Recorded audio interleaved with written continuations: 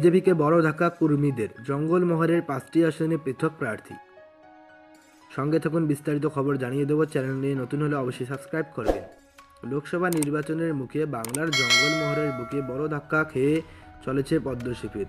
দল ছেড়েছেন ঝাড়গ্রামের সাংসদ কুনার হেমব্রম। সেই ধাক্কা কাটিয়ে ওঠার আগেই নেমে এলো আরও বড় ধাক্কা। আদিবাসী কর্মী সমাজের তরফে সংগঠনের মুখ্য উপদেষ্টা অজিত প্রসাদ মাহাত জানিয়ে দিয়েছেন, 24-এর ভোটে তারা কোনো রাজনৈতিক দলকে সমর্থন করবেন না, অর্থাৎ বিজেপির দিকে থাকছে না তাদের কোনো সমর্থন। শুধু তাই নয়, জঙ্গলমহলের 5টি আসনেই নিজেরা প্রার্থী দিচ্ছেন তারা। আর এই সিদ্ধান্ত তথা ঘোষণা বিজেপির ঘুম কেড়ে নেওয়ার পক্ষে যথেষ্ট।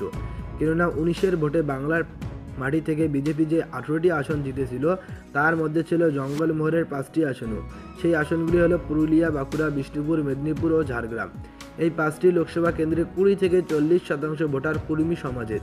এবার সেই ভোটই হাতছাড়া হচ্ছে। পুরুলিয়া শহরের বুকে থাকা এরোড্রাম সংলগ্ন হুলহুলির টার এলাকায় গত 8ই মার্চ শুরু হয়েছিল আদিবাসী কর্মী সমাজের সম্মেলন।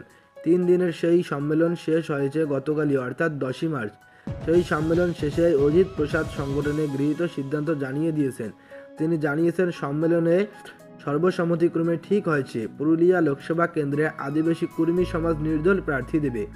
এছাড়াও বাঁকুড়া এবং পশ্চিম মেদিনীপুরেও সংগঠনের পক্ষ থেকে নির্দল প্রার্থী দেওয়া হবে বালুরঘাট এবং দিনাজপুরে। তবে ঝাড়গ্রামে অন্যান্য সামাজিক সংগঠনের সঙ্গে আলোচনার ভিত্তিতে সর্বসম্মতিক্রমে প্রার্থী দেওয়া হবে। কোনো রাজনৈতিক দলকে সমর্থন করবে না আদিবাসী কর্মী সমাজ, রাজনৈতিক দলের চামচাবাজিও আর করবে না। সেই সঙ্গে ঝাড়খণ্ডের সাধারণ আসনগুলিতেও সংগঠনের পক্ষ থেকে প্রার্থী দেওয়া হবে বলে জানান অজিতবাবু। উড়িষ্যাতে ভোট বয়কটেরও ডাক দেন তিনি।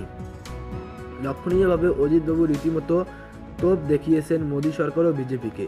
তিনি জানিয়েছেন, বিজেপি, সিপিএম বা কংগ্রেস কর্মীদের জন্য কিচ্ছু করেনি। স্বাধীনতার এত বছর পরেও কর্মীরা মুক্তি পায়নি। বিজেপি আমাদের জন্য কিছু করেনি। বিজেপি চাইলে কোনো